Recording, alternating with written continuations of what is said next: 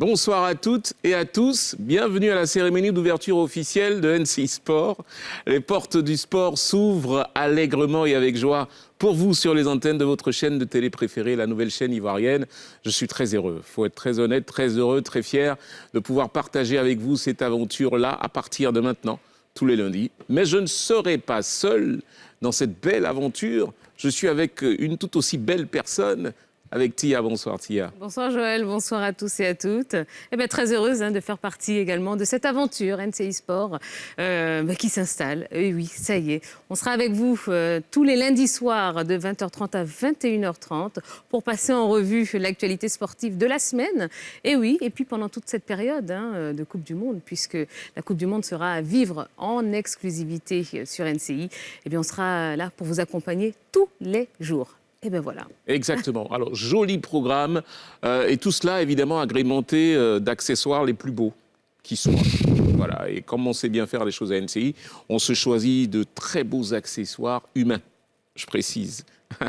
Nous avons des consultants qui seront avec nous chaque fois que nous nous retrouverons. Et aujourd'hui, je suis très heureux d'avoir avec nous notre cher ami Patrick Guité. Bonsoir Patrick. Bonsoir. Rédacteur en chef de Sport Ivoire, c'est ça? Bien entendu. Exactement, journaliste consultant de sport, parce que la bonne manière de dire, c'est consultant de sport et non consultant sportif, parce que je ne suis pas sûr qu'il soit sportif.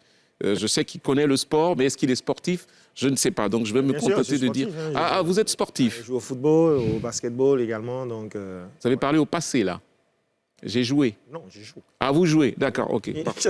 D'accord, je suis ok. même le coach de l'équipe de football. Oui, alors je vous présente le coach de l'équipe de la presse sportive de Côte d'Ivoire, Monsieur Patrick Guité, avec un parcours à la José Mourinho, plein de victoires. Je ne suis pas sûr qu'il a 10 trophées, lui.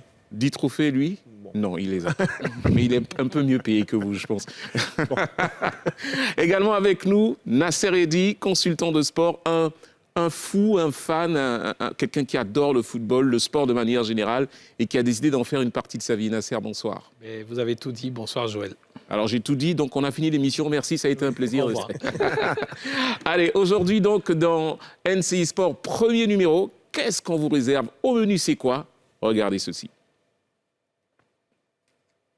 Au sommaire de NCI Sport, la qualification de l'ABC pour l'élite 16.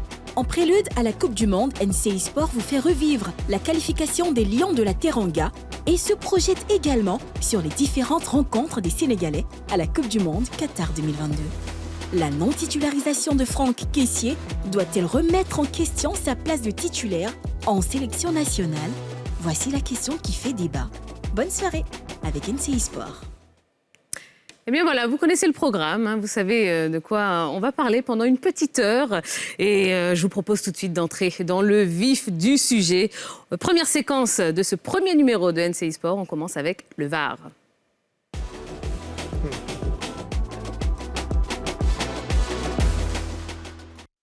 Alors, premier grand débat déjà, la dénomination de cette rubrique. J'en connais certains qui ont dû être choqués de voir le VAR, parce qu'habitués à dire la VAR. J'en connais certains qui ont été heureux de voir le VAR, parce que choqués à entendre la VAR. Une chose est certaine, nous on a décidé de l'appeler cette rubrique le VAR. Maintenant, si vous préférez la VAR, dites-le nous en commentaire, Facebook, voilà. On va trancher ensemble. Messieurs, à votre avis, on dit le ou la? Moi, je préfère féminiser le mot. Féminiser le mot. La VAR, parce qu'on dit la vidéo assistance, donc pour moi... La vidéo assistance. Absolument. D'accord, Nasser? Je pense que si on veut transférer au français, comme l'a fait Patrick, oui, on dirait la VAR. Mais bon, étant une abréviation anglophone, les deux, je pense, pour moi, passent. Alors, et pour faire comme les bons Ivoiriens, VAR là. Voilà. C'est plus simple, non? C'est tout. Exactement. Alors, dans le VAR, aujourd'hui, on va parler d'une nation qualifiée pour la Coupe du Monde. Tia vous l'a dit tout à l'heure, NCI vous offrira en exclusivité la Coupe du Monde Qatar 2022 dans quelques semaines seulement, J-26 aujourd'hui, en exclusivité cette Coupe du Monde. Et on va parler aujourd'hui d'une des nations africaines, d'Afrique noire, qualifiée, c'est le Sénégal. Pays de cœur, les Lions de la Teranga qui ont vécu un parcours ô combien haletant. On va regarder les images qui vont revenir sur ce parcours et juste après, on va en parler avec nos consultants. Les Lions de la Teranga vont prendre part à la 22e édition de la Coupe du Monde de football qui se tiendra au Qatar du 20 novembre au 18 décembre 2022. Une troisième participation obtenue au terme d'une rencontre aux airs d'un remake de la finale de la Coupe d'Afrique des Nations 2021 qui s'est tenue au Cameroun. Exempté du premier tour de qualification, Sadio Mané et ses coéquipiers font leur entrée au deuxième tour des éliminatoires et c'est dans le groupe H, en compagnie du Congo, de la Namibie et du Togo, qu'ils seront logés. Les Lions terminent facilement en tête du groupe avec un bilan de 5 victoires et un match nul, en 6 rencontres et accèdent ainsi à l'ultime tour des éliminatoires. Pour ce troisième et dernier tour des éliminatoires de la plus grande célébration du football mondial, les protégés d'Aliou Cissé seront face à l'équipe d'Égypte, qu'ils ont déchu en finale de la CAN 2021. Tombés sur le plus petit score sur un but contre son camp de Saliou 6 au match aller, les champions d'Afrique vont renverser la vapeur au retour. Pour cette rencontre décisive, le Sénégal reçoit l'Égypte dans son nouveau stade, Abdoulaye Wade, qui accueille son premier match officiel. Poussés par ses 50 000 supporters, les Lions ouvrent le score à la 3e minute sur un but de Boulaye Dia. Un score qui va rester inchangé jusqu'au coup de sifflet final, qui emmène les deux équipes à l'épreuve fatidique des tirs au but. Comme lors de la finale de la CAN 2021, Sadio Mané offre la qualification aux siens en inscrivant le dernier tir au but des Lions. Pour sa 3e au mondial, le Sénégal hérite du groupe A en compagnie du pays organisateur, le Qatar, ainsi que de l'Équateur et des Pays-Bas. Les champions d'Afrique feront leur entrée en lice face aux Pays-Bas le 21 novembre avant d'être face au Qatar le 25 novembre et terminer le 29 novembre face à l'Équateur. Voilà donc le Sénégal, parcours difficile quand même, hein, Patrick Guité, au moins en tout cas le dernier match c'est clair face à l'Égypte, un remake de la finale de la Coupe d'Afrique, on a pensé à une revanche qui finalement n'a pas eu lieu, mais quand on regarde les scènes de joie des Sénégalais lors de cette finale, on se dit que ce pays-là en avait vraiment envie, Patrick Guité. Absolument. Certains appelaient le Sénégal, en tout cas les Lions en papier, parce qu'à chaque fois, ils étaient annoncés favoris et jamais ils n'arrivaient à aller décrocher donc, ce Graal. Et donc, lors de la dernière édition de la CAN, mais les Sénégalais ont su se mettre au-dessus de tout soupçon, on va le dire ainsi, même de tout doute, pour aller chercher cette coupe. Et puis, sur la même lancée, à se qualifier pour la Coupe du Monde face à l'Égypte. C'est vrai que c'était un match assez compliqué, difficile émotionnellement. C'est vrai, reprendre et réitérer donc cette performance-là, ça a été compliqué pour les coéquipiers de Sadio Mané qui se sont mis au niveau donc, de l'affiche, même si c'est vrai qu'au match aller, ça a été compliqué. Mais à la maison, devant leurs supporters, ils ont fait le boulot. C'est vrai que c'était au tir au but, mais ils ont fait le boulot et bravo à eux. Alors, on se souvient en 2002, ce Sénégal qui avait créé la surprise. Est-ce que vous pensez que cette année, le Sénégal, emmené par un grand Sadio Mané, 2e au Ballon d'Or dernièrement, va pouvoir réitérer l'exploit, voire aller un petit peu plus loin dans la compétition ? De toute façon, je pense que déjà sur le papier, tout est calé pour. Ils sont dans un groupe qui est facile, largement à leur portée. J'ai peur, moi, ce genre de... le groupe facile... Oui, c'est vrai, mais je dis et je répète, sur le papier. Donc, sur le papier, ils sont dans un groupe abordable.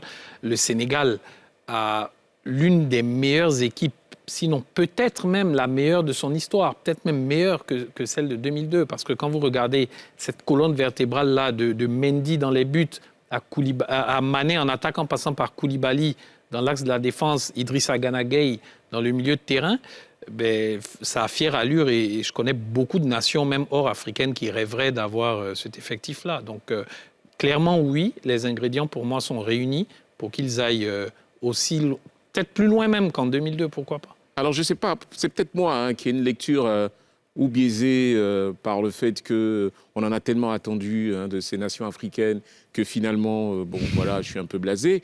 Ou alors, c'est peut-être la réalité, mais je n'ai pas l'impression, de ce que j'ai pu constater ou regarder, que le Sénégal dégage ce sentiment de puissance, de domination, d'assurance. Les matchs du Sénégal sont très souvent tirés, c'est tendu. Bon, toutes les grandes équipes ont besoin de matchs de référence de ce type, mais On a l'impression que c'est un peu trop le cas. C'est jouer contre des grandes nations, après, ça peut être compliqué, Patrick Guité. Absolument. Bon, vous savez, quand vous avez de très grands joueurs, eh bien, vous en payez le tribut.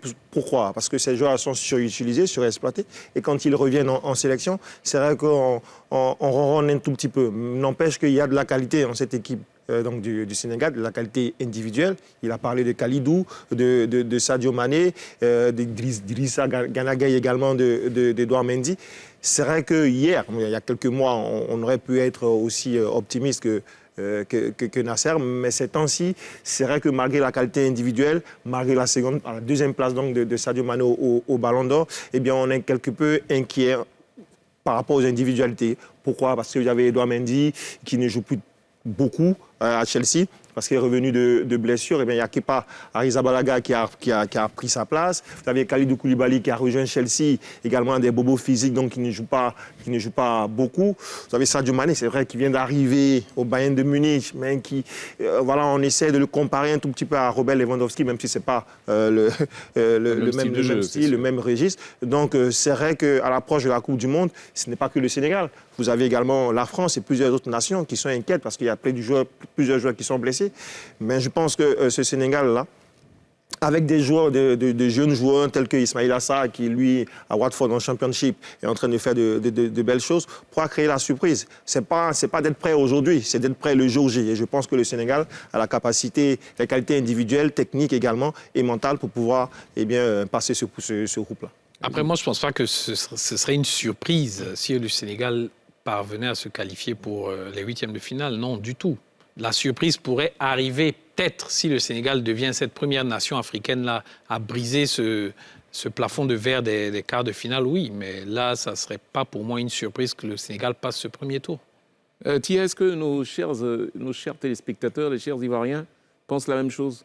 Eh bien justement, les micros de NCI sont allés à la rencontre d'Ivoiriens et de Sénégalais, bien évidemment, qui se sont prononcés sur leurs attentes quant à la participation des champions d'Afrique à ce banquet mondial. Eh bien, je vous propose de suivre cet élément vidéo. C'est vrai qu'ils sont champions d'Afrique, mais la Coupe du Monde, c'est un autre, je dirais, un autre niveau de compétition. On attend qu'ils fassent un effort pour arriver soit au troisième tour, pourquoi pas même à la finale de la Coupe même. Je dirais mieux même d'ailleurs, la remporter, pourquoi pas. Et voilà, on attend beaucoup d'eux, je pense qu'ils vont nous faire plaisir et puis voilà, ensemble on va célébrer leur victoire. Je suis très content et puis je suis fier d'être sénégalais. Pourquoi? Parce qu'aujourd'hui, on est qualifié en Coupe du Monde, c'est ce que tout le monde attendait. Inch'Allah, on va jouer le final. Ça seulement je le sais. Le final, on va le jouer. Même chose comme le Coupe d'Afrique. Et puis on va le rapporter pour l'Afrique. Voilà, ils vont remporter la Coupe du Monde pour l'Afrique. Cher Nasser, c'est pour vous. Cher Patrick, c'est pour vous. Cher Tia, c'est pour vous. Chers téléspectateurs, c'est pour vous. Voilà. Ils sont un peu trop optimistes, Nasser, les personnes qu'on a rencontrées, elles sont optimistes ou Après, c'est tout le mal qu'on puisse souhaiter au Sénégal. Après, ce n'est pas la seule nation qui... Enfin, là, ce sont des supporters qui se sont exprimés. Ailleurs, c'est plus que ça. C'est le président de la fédération au Cameroun qui a dit, on va, Samuel Eto'o, qui a dit, on va pour chercher cette Coupe du Monde. Faut-il s'en féliciter de telles déclarations? Pourquoi pas? Après, je me dis, on a souvent tapé un peu sur les sélections africaines pour leur manque d'ambition, c'est ça, pour leur manque d'ambition, de volonté. On a toujours dit les Africains, entre guillemets, partaient à la Coupe du Monde un peu complexés vis-à-vis des autres nations. Mais pour une fois qu'on en a qui vont avec l'objectif affiché d'aller décrocher ce trophée-là, on s'en réjouit. Bon, ils ne sont pas seuls, on aura l'occasion d'en reparler dans les prochains numéros. Mais le Cameroun aussi affiche de belles ambitions. Oui, comme je disais tout cette Coupe du Monde. Allez, on affiche, Patrick, on affiche ses ambitions. On est convaincus, on annonce clairement qu'on va gagner. On est optimiste. Absolument, il faut l'être. C'est ce qui manquait, aux nations africaines, tout simplement. On avait les joueurs qu'il fallait, mais on n'avait pas l'ambition. Vous savez, même quand le Sénégal ou le Nigeria, et bien même le Cameroun se qualifient pour un huitième ou un quart de finale, mais on fait la fête déjà que ce soit à Dakar, à Yaoundé ou même à Abidjan, parce qu'on est content. Il y a même des présidents africains qui ont dit vous êtes qualifiés pour les quarts, vous pouvez prendre votre avion et rentrer. Donc c'était sans avoir joué. Voilà, on n'a pas encore joué le match de quart. Déjà, on prépare l'avion qui va ramener, tu vois, après la défaite, c'est ça. Voilà, vous pouvez rentrer parce que pour nous, vous avez remporté la Coupe du Monde. Et là, ça dénote donc du manque d'ambition, tout simplement des Africains qui se contentent du peu. Voilà. Donc aujourd'hui, il y a de l'ambition. Parce qu'il y a également des grands noms, des grands joueurs. On a parlé tout à l'heure de Sadio Mané, de Kalidou Koulibaly, d'Edouard Mendy qui jouent à un très haut niveau.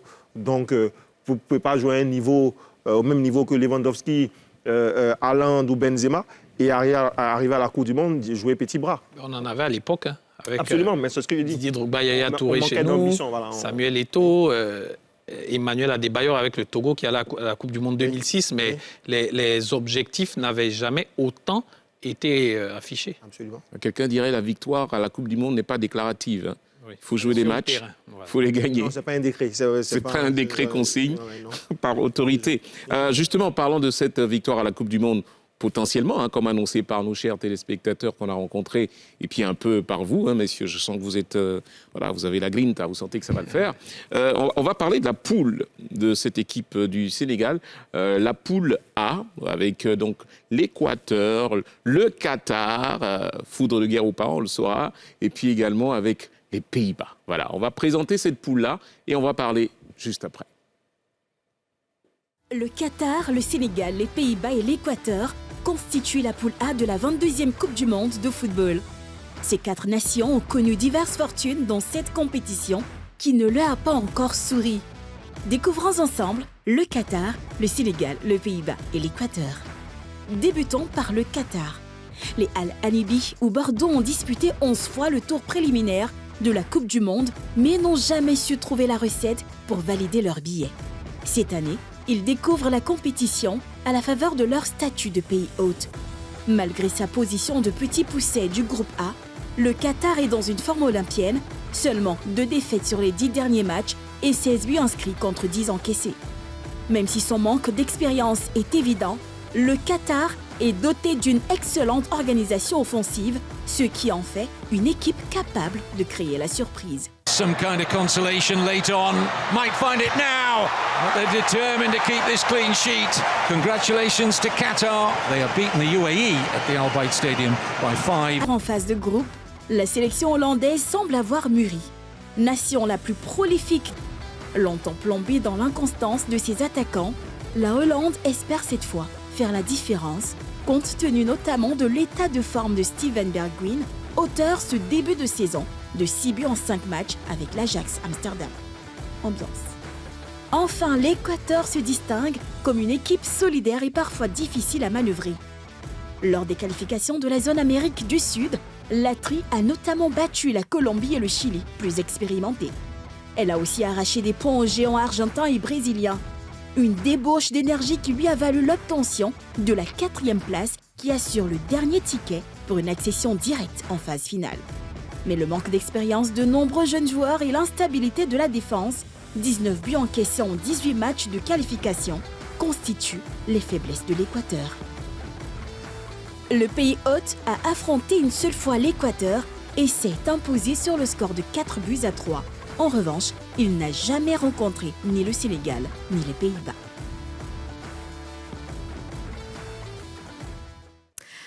Alors messieurs, cette poule A, donc on rappelle avec le Sénégal, les Pays-Bas, l'Équateur et le Qatar. Bon, pour vous, qui est favori dans cette poule ? Le Qatar. Il a beaucoup d'humour, Patrick Guité. Écoutez, non, pour être plus sérieux, pour moi, il y a un favori, il y a un outsider et 2, je ne vais pas dire le mot, je le dis, 2 tocards. Non, alors on va être plus gentil que ça, non, on va pas dire tocard, on va dire Boussero. Non, c'est pas mieux, c'est pas mieux. Écoutez, en termes de service, c'est vrai que NCI est suivi quand même en Équateur et au Qatar. Un favori, qui est les Pays-Bas. Les Pays-Bas. Clairement. Le Sénégal, juste derrière. Pas de grand écart pour moi, pas le grand écart. Les Pays-Bas sont quand même, vu leur expérience notamment et leur histoire au niveau de cette compétition-là, légèrement en avance, derrière le Sénégal. Et derrière, loin quand même, je pense, derrière l'Équateur et le Qatar. Après, donc, les deux devraient, pour moi, passer. Sénégal-Pays-Bas.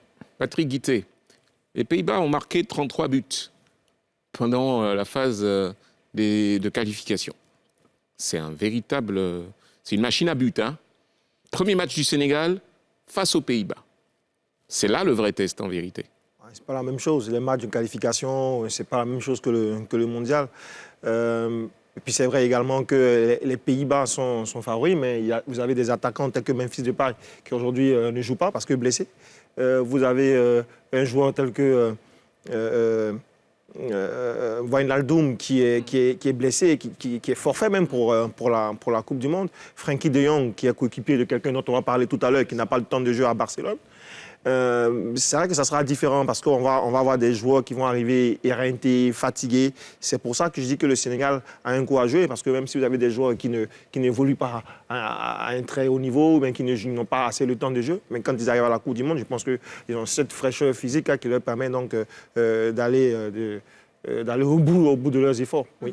Mais finalement, pour le Sénégal, affronter d'entrée de jeu comme ça les Pays-Bas, c'est bon à prendre ou il aurait peut-être mieux fallu attendre un petit peu plus tard dans ces phases de poule pour les affronter? Je pense que c'est mieux parce que vaut mieux jouer les Pays-Bas en ouverture que de les jouer en match décisif sur le dernier match de poule, quoi. Bon, certains disent que ça aurait pu quand même leur laisser le temps Vous pouvez jouer l'Équateur, gagner mais le premier match, prendre les 3 premiers points, et se mettre en confiance avant d'aller affronter les Pays-Bas. Oui, on pourrait le dire ainsi. Oui. Mais bon, Pourquoi vous êtes aussi affirmatif sur le fait de gagner l'Équateur parce que nous pensons... Je plaisantais quand je disais Bosro, hein, je pense sincèrement. On se calme là, messieurs. Non, mais je pense sincèrement que c'est vrai, l'Équateur, mais le Sénégal a beaucoup plus d'atouts pour ma part, hein, par rapport donc à cette équipe équatorienne qui pour moi en panne d'expérience parce qu'il y a beaucoup de jeunes joueurs qui évoluent dans cette équipe.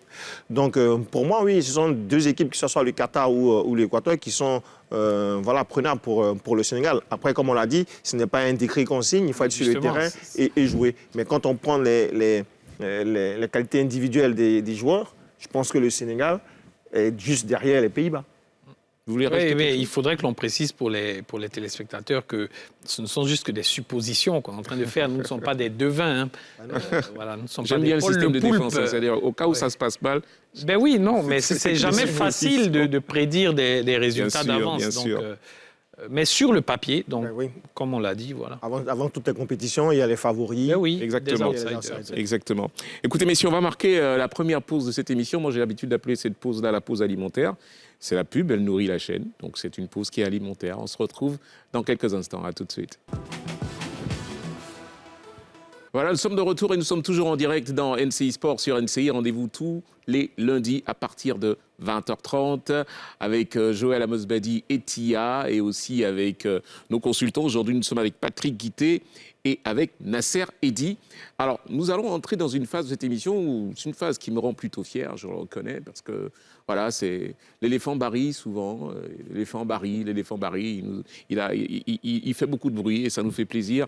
On va parler, mesdames et messieurs, de pleine lucarne.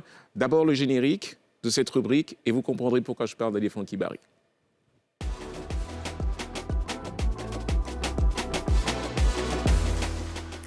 Alors cette année, grâce à l'ABC, champion en titre de N1, la Côte d'Ivoire est représentée à la BAL, la Basketball Association League.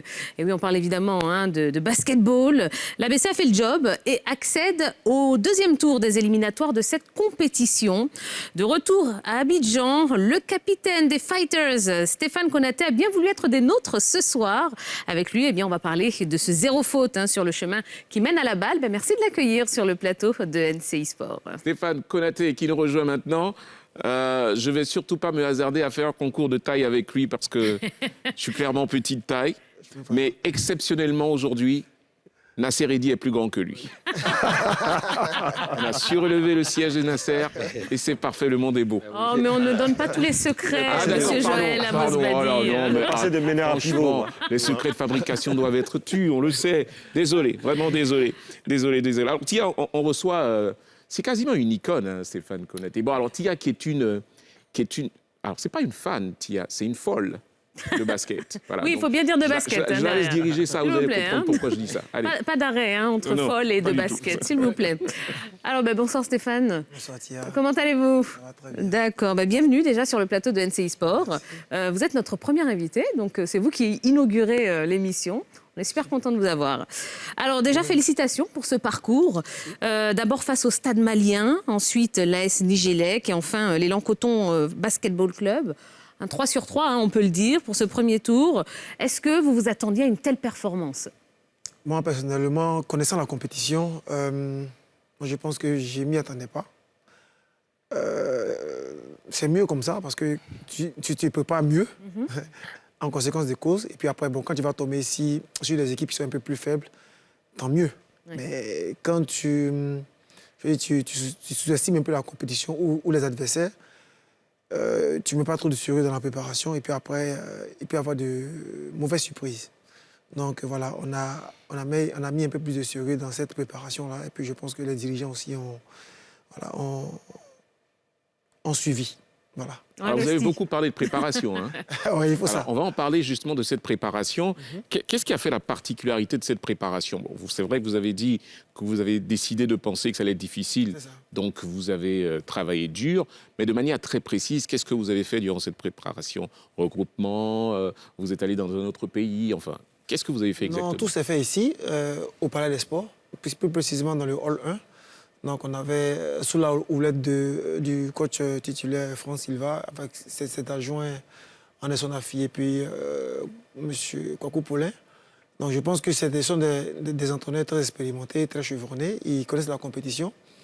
Et donc, ils ont mis, je pense, un programme en place qui, sur 2 mois, malheureusement. Je dis malheureusement parce que c'était prévu pour 1 mois, mais comme la date de ces éliminatoires a été décalée, du coup, ça a prolongé la préparation de 2 mois. C'est un peu compliqué parce que dans la programmation, de 1 mois, on passe à 2 mois. Pour régler ce genre de détails-là, c'est compliqué. Donc, ils ont su quand même gérer, je pense, le groupe. Et puis, voilà, ça a donné ce que ça donnait. 3 victoires sur 3 matchs joués. C'est ça, surtout qu'on sait que la balle, c'est vraiment voilà, c'est du haut niveau, on peut le dire. Hein, on n'est pas du tout au niveau du championnat, local. Même si on n'est qu'au premier tour des qualifications, on sait quand même que les équipes ont quand même un sacré niveau. Vous réussissez quand même, on ne peut pas parler d'exploit parce que vous le méritez, hein, mais vous faites quand même un sacré coup en faisant un 3 sur 3. Qu'est-ce qu'on doit comprendre? Est-ce que l'ABC était plus fort que les autres équipes, ou bien, si on va un petit peu plus loin dans la réflexion, le championnat ivoirien est au-dessus quand même de ces autres championnats? Personnellement, moi je pense que le championnat ivoirien est quand même au-dessus de celui du Bénin et celui du Niger. Bon, pour le Mali, on peut dire que c'est pratiquement semblable, mais je pense que le championnat ivoirien aujourd'hui est quand même un peu plus élevé que ces 3 championnats-là. Mais il ne faut pas se leurrer. Je pense que nous, on a plutôt bien géré la compétition. Parce que c'était déjà de jouer 3 matchs sur 3, de tenir les 3 matchs sur 3, ce n'est pas évident. Je pense que les autres équipes ont pêché par le fait d'avoir trop donné d'énergie dans les premiers matchs, ce qui les a plombés les deux derniers. Nous, on a essayé avec le staff de gérer ces 3 matchs-là, de faire tourner beaucoup l'équipe. On a quand même... Le staff a quand même essayé d'avoir un très bon banc, un banc étoffé. Parce que quand tu n'as pas un bon banc, du coup, tu utilises tes 6 ou 7 joueurs majeurs de la compétition pendant les 3 journées. Ce n'est pas évident. Donc, ce staff-là a essayé de gérer cet effectif-là comme ça. Et bon, voilà, ça s'est très, très bien passé. Et puis, on est tous contents de... On va y aller à la balle? J'espère. Elle est directe la question, je sais. Voilà, j'espère, parce que... on n'est pas Dieu pour savoir ce qui va se passer. Abidjan, si ça va être très dur, ça, il ne faudrait pas qu'on le cache. Parce que la prochaine étape, il faut le rappeler, c'est Abidjan. Voilà. Exactement, ça va être dur, il ne faudrait pas qu'on se le cache. Mais bon, je pense que les dirigeants sont à pied d'œuvre pour pouvoir mettre les moyens humains, les moyens financiers pour qu'on puisse se qualifier pour la... Quand vous avez dit financier, vous avez souri, Stéphane Konaté. Parce que c'est pas facile. Et il m'a regardé Et bizarrement. il a regardé bizarrement Parce d'ailleurs. que c'est pas Bizarrement. facile. Surtout pour avoir les moyens, c'est pas facile. D'accord. Alors Stéphane, bon, vous revenez de Niamey. Hein. Qu'est-ce que vous tirez comme leçon justement de cette expédition? Ben, que la compétition vient de commencer. Elle n'est pas, elle est, là, on va dire que on est en plein milieu maintenant avec la qualification. On va aller pour le deuxième tour à Abidjan ici. Satisfaction. Mais, comme on l'a dit, une joie très mesurée parce que le plus important, je pense que c'était important de se qualifier pour cette mais le plus important maintenant, c'est de se qualifier là à Abidjan. Pour le bal, ça va pas être facile. Comme j'ai dit, et je le répète encore, effectivement, ça va pas être facile. Mais bon, vous êtes là. Bah oui, on sera avec vous. Vous êtes là pour nous soutenir. Donc voilà. Vous imaginez la fête à Abidjan si l'ABC se qualifie ici pour cette énorme compétition? Est-ce que vous imaginez ce que ça va donner comme fiesta? Comme Stéphane est un bon vivant, donc évidemment, il va pas lâcher l'affaire. En tout cas, c'est tout le mal qu'on puisse souhaiter à ce club. Tia, je pense que vous avez une information sur son état de santé parce qu'il y a quelques inquiétudes. Ben oui, quelques petites inquiétudes, puisque après le premier match, on vous a vu arriver en conférence de presse avec des difficultés à marcher. Ouais. Qu'est-ce qui s'est passé? Non, je pense que je me suis fait un bobo au lombaire. Donc j'ai eu une lombalgie dès le premier quart-temps du premier match.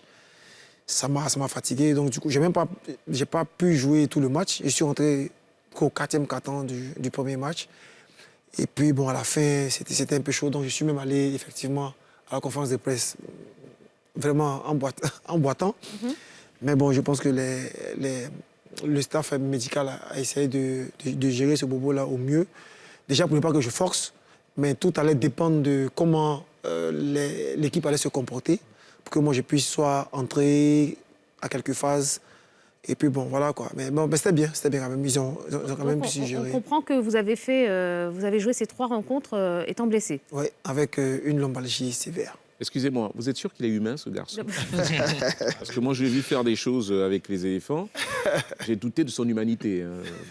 Je me suis posé des questions, j'avoue, honnêtement. Mais justement, c'est le capitaine des éléphants de Côte d'Ivoire, Stéphane Konaté. On est qualifié pour la Coupe du Monde. Alors, on a fait la fête déjà. Voilà, on a eu le temps de célébrer, d'être heureux. Maintenant, il s'agit de ne pas être ridicule. Au mondial. Au mondial. Qu'est-ce que vous en pensez, vous, capitaine? Non, mais je pense que comme on l'a fait et on le fait, le plus important, c'est, comme je dis, c'est de donner le meilleur de nous-mêmes et après de ne pas regretter ou de ne pas se dire ah, on aurait pu, on aurait... Voilà, donc c'est donner le meilleur de nous-mêmes comme on fait depuis le début. Et je pense que ça nous a réussi jusqu'aujourd'hui et on croise les doigts pour que ça nous réussisse. On ne va pas être ridicule. J'espère qu'on ne va pas être ridicule. il a failli dire je promets. Quoi. Oui, voilà. Non, je ne peux pas promettre. Parce que je comprends sa communication. Non, on ne peut pas. Vous savez le sport est ingrat et c'est très compliqué de promettre des choses. Parce que, comme j'ai dit, on n'est pas Dieu, on espère toujours. Mais on va donner le meilleur de nous-mêmes. Maintenant, si le meilleur de nous-mêmes fait qu'on n'est pas ridicule, tant mieux. Voilà. Bon. Le meilleur d'eux-mêmes. Hein. Juste si tu permets, Tia, rapidement, en 1 minute, parce qu'on va passer à autre chose juste après, les avis de... Bon, Patrick Guité, c'est un consommateur de basket. Je ne sais pas si je dois le laisser parler, on ne va pas en finir. Nasser aussi. Nasser aussi. On est mal barré, je pense qu'on va laisser tomber vos avis, messieurs. Non, rapidement quand même. Allez, Nasser Patrick. joue peut-être au basket? Non, du tout. Mais moi, c'est peut-être plutôt une question que je voudrais poser à Stéphane, c'est est-ce qu'aujourd'hui, la balle est son ultime objectif, défi dans sa carrière? Je pense que Nasser me connaît plus ou moins. Il a eu le temps quand même de m'étudier. Ouais, je pense que c'est la ligne qui manque à mon CV et à mon palmarès. Donc, et au compte en banque aussi. J'ai à cœur... Peut-être. Parce que c'est très bien payé jouer la balle. Hein. Ouais, c'est ce que je... Ouais, finir comme si on allait jouer en Arabie Saoudite pour le footballeur, c'est parfait. Hein. C'est ce que j'aurais appris, maintenant reste à vérifier. Donc effectivement, j'ai à cœur de participer à cette compétition-là et ça va être une très grande joie pour moi de participer avec l'ABC. Patrick, vous pensez que l'ABC va y arriver?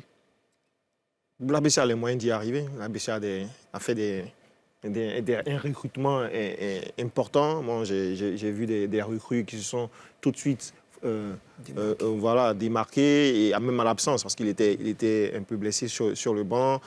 Pacheco, Fofana, Manu Young, lui, il était déjà là la saison dernière avec l'équipe de l'ABC. Moi, je craignais beaucoup plus la formation du stade malien, il a dit, parce que c'est le stade malien, parce qu'on sait dans quel contexte nous sommes, parce qu'également, vous avez des Ivoiriens qui y étaient.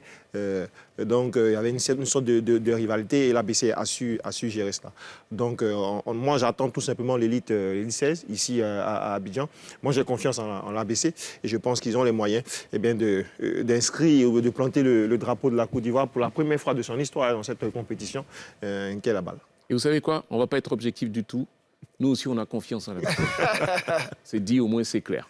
Voilà. Messieurs, on continue de parler sport, évidemment. Vous êtes dans NCI Sport. Dans la rubrique Pleine Lucarne, on parle de tout ce qui a pu se passer dans l'actualité du week-end. Vous avez compris que les performances de l'ABC ont cristallisé une bonne partie de ce week-end. Mais pas que.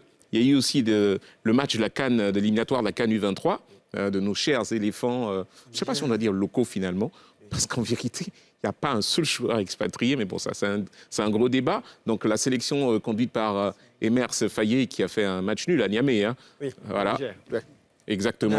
Vous y étiez. Vous avez joué au même moment. C'est le même enceinte, en fait. Il y a le stade de foot. Attends, vous êtes sérieux, là? C'était dans le... Oui, c'est un complexe. Il y a le stade comme au Palais. Exactement. Il y a le terrain de foot. Et les matchs avaient lieu en même temps. Exactement, le dimanche. Vous avez gagné vos matchs? Oui. Non, on a gagné nos matchs, en tout cas. Et eux, ils ont fait match nul. Bon, zut. Il n'a pas su contaminer les autres. Zut. Vous n'avez pas su transmettre la dynamique, l'énergie. Voyons, franchement. OK, c'est pas bien grave. On parle de la CAN U23. Messieurs, donc, nos éléphants U23 qui ont pour objectif majeur, hein, je rappelle, c'est se qualifier pour les JO de Paris 2024. Second tour, ils ont été exemple du premier tour. Absolument. Second tour, 0-0, match aller. On a un match retour ici à Niamey. Patrick, à Abidjan, pardon. Bon, j'appelle ici Niamey, non, c'est Stéphane qui me traumatise. Alors, Patrick Guité, est-ce qu'on peut croire à la qualification de cette équipe? Parce qu'après, il y a un autre tour aussi. Hein. Absolument. Après ce match, il y a un autre tour. Ce match-là, pour moi, il a permis de régler quelques petites défaillances au niveau défensif, parce qu'on n'a pas encaissé de but. Mais c'est au niveau offensif où il va falloir beaucoup plus travailler, parce que la Côte d'Ivoire, aujourd'hui, n'a que des animateurs d'attaque, des ailiers capables d'éliminer, mais des renards de surface, des numéros 9, pour marquer des buts, mais il n'y en a pas beaucoup. Et ça s'est vu lors de cette partie où je pense que la rencontre était un tout petit peu équilibrée, même si les commentateurs nigériens disaient que la Côte d'Ivoire dominait, etc. Ça aurait été la même chose de la part des commentateurs ivoiriens, rassurez-vous. Voilà, donc c'était équilibré. Et puis la Côte d'Ivoire est passée tout près d'encaisser un but, parce qu'il y a eu un penalty. Et heureusement, le gardien l'a sorti. Donc, on a un très bon gardien. Donc, je vous l'ai dit qu'on a réglé défensivement l'affaire. Maintenant, à Abidjan, il va falloir marquer des buts pour se qualifier, parce que l'objectif, on l'a dit, c'est les JO. Le président de la fédération l'a indiqué. Ce sont les JO à Paris. C'est à Paris, tout le monde veut y aller.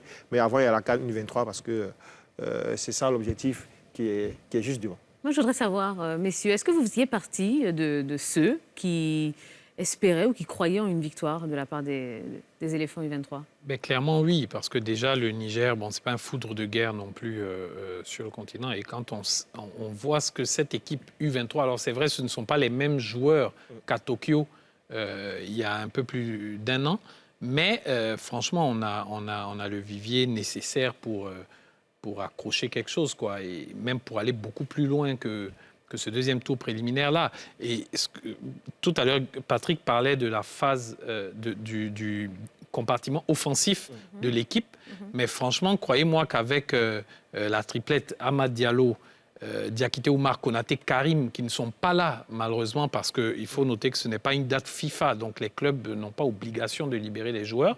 Même avec les clubs locaux, hein, je précise, personne n'a obligation de libérer. Hein. Oui, pas une date FIFA, oui, personne, effectivement. Bon, donc, avec une triplette d'attaque comme ça, croyez-moi que devant, ça aurait été autre chose, quoi. Et là, on voit sur les images la qualité de la pelouse du stade Séni Kouché, catastrophique est un maigre mot. Bon, on a connu ça. J'espère. Hein, donc, on a connu. Oui, mais j'espère, et je suis d'ailleurs sûr qu'Aya Moussokro ça sera une autre paire de manches. Ça devrait l'être en tout cas, ça devrait l'être. Messieurs, on va partir en deuxième vitesse. Hein. En tout cas, on espère que nos chers éléphants U23 vont faire une belle prestation match retour pour aller au second tour. C'est vrai qu'il y a les JO, tout le monde veut aller à Paris voir ses parents, mais il faut d'abord gagner la CAN U23. Voilà, c'est très, très, très important. Allez, on va passer maintenant à une rubrique qui s'appelle Confrontation directe. Messieurs, on a un sujet à aborder. Vous parliez tout à l'heure, Patrick Guité, d'un certain Frankie de Jong, qui a une situation bizarre. Mais on a un compatriote qui vit la même situation. Allez, confrontation directe, maintenant.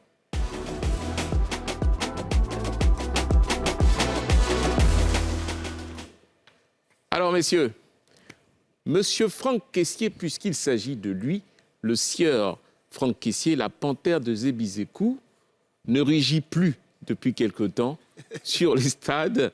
Pourquoi? Que se passe-t-il? Qu'a-t-il fait? Comment ça se fait? Après ça, on en parle.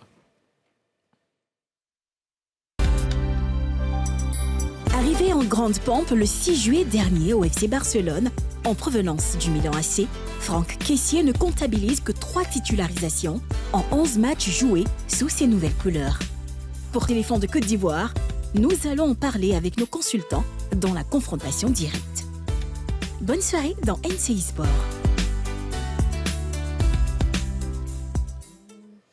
Alors, messieurs, qu'est-ce que vous pensez de cette situation que moi je qualifie, je m'autorise, d'ubuesque?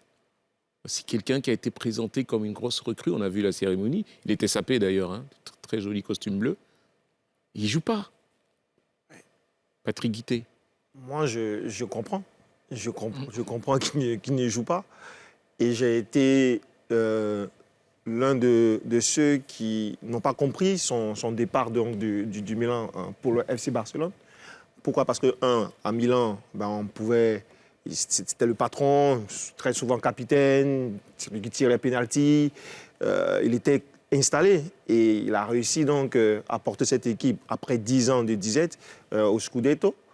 Il devait jouer la Ligue des Champions avec l'équipe du Milan et il décide de partir au FC Barcelone. OK, mais quand vous arrivez au FC Barcelone, avant d'y arriver, il faut une analyse. Donc, je pense que son staff n'a pas très bien analysé la situation parce qu'en Catalogne, eh bien, on préfère les joueurs catalans, surtout issus de la Masia. Donc, moi, je comprends un peu sa situation, même si je ne suis pas très content de ce qui lui arrive. Voilà. Alors, au Barça, il est en concurrence avec Gavi et Pedri. Il est arrivé une année de Coupe du Monde. On sait très bien que La Roja, elle pioche beaucoup dans l'effectif du FC Barcelone, surtout en ce qui concerne le milieu de terrain. Est-ce que ces 3 éléments peuvent expliquer aujourd'hui sa situation? Je pense qu'il est surtout encore plus en concurrence avec De Jong et Sergi Busquets. Et quand on sait, au fait, l'attachement qu'on a avec ces joueurs-là historiques du club, dont fait partie Sergi Busquets, moi, je ne suis pas étonné aujourd'hui de cette situation. Mais je ne suis pas non plus alarmé que ça. Parce que pour moi, oui, non, je ne suis pas plus alarmé que ça. D'ailleurs, on est à peine, même pas au tiers à peine de la saison. Franck Kessié, pour ceux qui connaissent un peu son cheminement, c'est un joueur qui n'a jamais lâché. Du Stella Club d'Adjamé aujourd'hui au FC Barcelone. Ses débuts en équipe nationale ont été difficiles. Ses débuts à l'Atalanta Bergame, d'ailleurs, quand il est parti du Stella Club d'Adjamé à l'Atalanta Bergame, il a automatiquement été prêté en Série B à Cesena. Ça n'a pas été facile.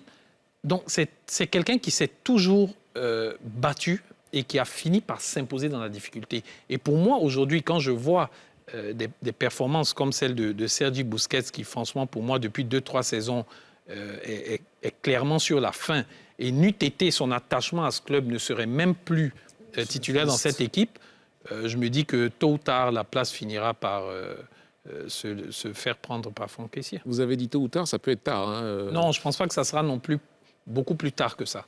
Ça viendra, même cette saison. On a le droit de s'inquiéter quand même, parce que ça reste quand même un joueur d'une grande importance dans l'équipe de Côte d'Ivoire, chez les éléphants.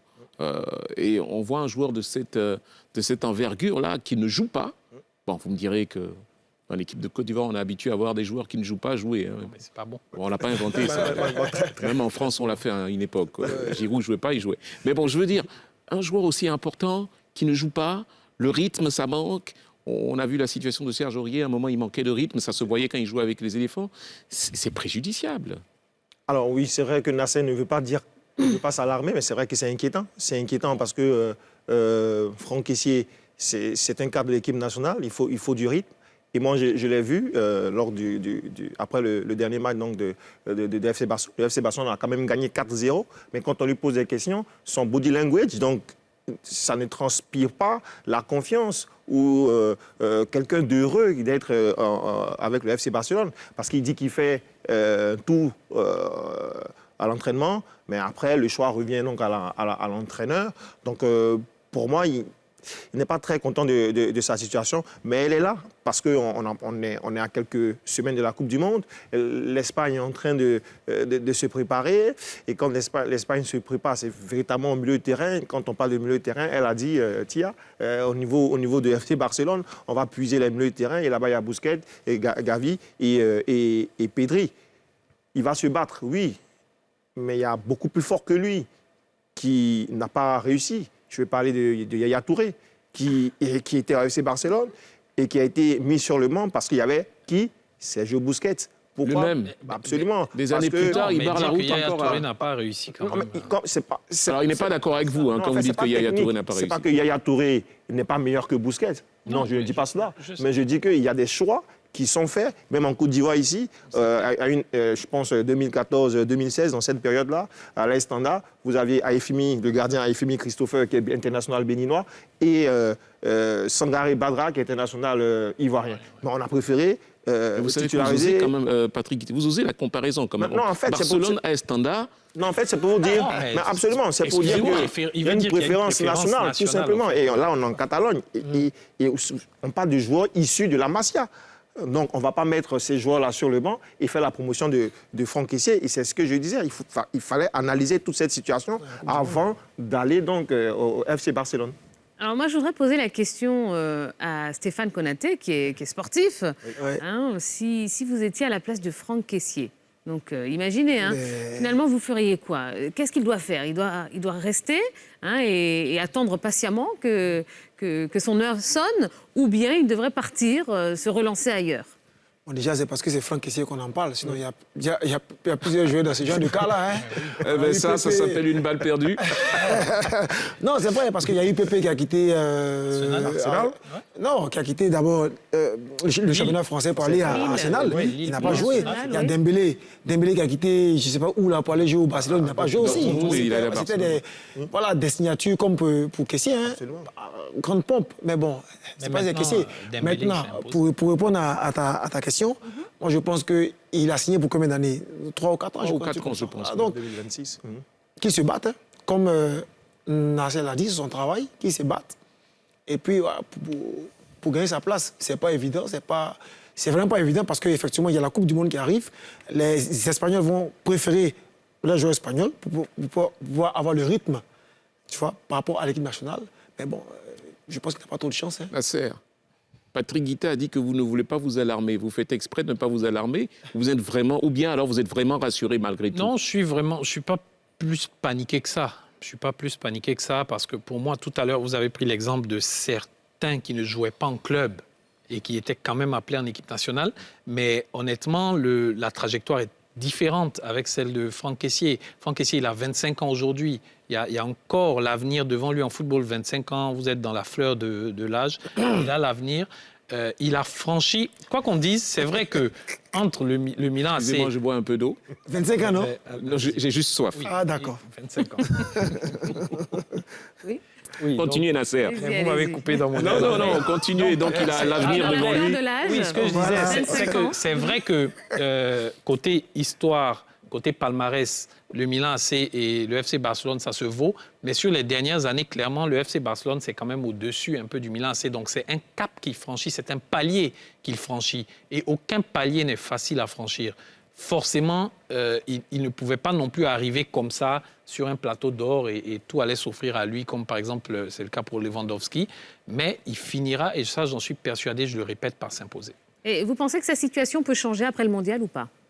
Patrick? Ça va dépendre de l'état de forme de ses concurrents, parce qu'ils iront en Coupe du Monde. Avec du rythme. Voilà, dans quel état ils arriveront. Franck, lui, il aura beaucoup plus de temps pour se préparer encore. Il sera beaucoup plus frais, je pense. Donc oui, je pense que ça pourrait s'arranger. Mais ça va dépendre, comme je l'ai dit, de l'état de forme de Gavi, de Pedri et de Sergio Busquets. Et surtout, on ne sera plus forcément obligé de faire jouer Sergio Busquets en prévision à la Coupe du Monde, puisqu'il n'y aura plus de compétition. Ouais, après, il y a les JO qui arrivent. Enfin, bon, non, mais c'est compliqué tout ça, c'est compliqué. Tout dépendra aussi de C'est son vraiment état. compliqué. Il ne joue pas les JO. Il joue pas les JO. Ok, Dieu merci pour notre frère Franck Kessié. Messieurs, je retiens en tout cas qu'on a un très grand optimiste, Nasser Eddi, sur la situation de Franck Kessié. Il y a beaucoup d'Ivoiriens qui sont comme lui, qui y croient encore. Et puis on n'a pas un pessimiste, mais quelqu'un qui pense que Franck Kessié n'aurait même pas dû faire ce choix. Je pense qu'à la base, c'est ce que pense Patrick Guité, que Franck Kessié n'aurait pas dû faire ce choix de quitter le Milan AC, où il était chez lui, il était le patron, pour aller se battre. Vous aurez remarqué, il a dit Nasser, que toute la carrière de Franck Kessié s'est faite de combat et de victoire. Combat, victoire. Ben, tout ce qu'on peut lui souhaiter là maintenant, c'est que ce soit exactement la même chose pour cette partie de sa carrière, combat et victoire. Et ce qui va être une victoire aussi, c'est de savoir que vous avez été très, très, très nombreux à nous suivre, mes amis, chers téléspectateurs de NCI. Nous sommes quasiment à la fin de notre émission pour aujourd'hui. C'était la première de NCI Sport. Rendez-vous sport tous les lundis à partir de 20h30 avec nos consultants. Merci Patrick Guité. Merci Nasser Eddi. La semaine prochaine, on aura certainement d'autres consultants avec nous et un autre invité. Mais en tout cas, déjà, merci à Stéphane Konaté pour l'honneur que vous avez. Parce que je précise, hein, ils viennent directement de l'aéroport pour arriver ici. Voilà, on n'avait pas on n'a pas pu organiser les motards, mais il a quand même pu venir. Voilà. Et on lui donne rendez-vous du 14 au 19 novembre prochain pour la deuxième fenêtre de qualification pour la balle. Voilà, Inch'Allah. Et nous aussi, Inch'Allah, on se retrouvera la semaine prochaine. Ça a été un vrai plaisir. Merci Tia. Merci Joël, merci à tous. Très bientôt. Et je dis toujours d'ailleurs, et j'y crois fermement, gardez le sport dans votre cœur et pour votre santé, faites du sport. Soyez pas comme moi, je suis paresseux. Allez, à la semaine prochaine. Ciao. Bye bye.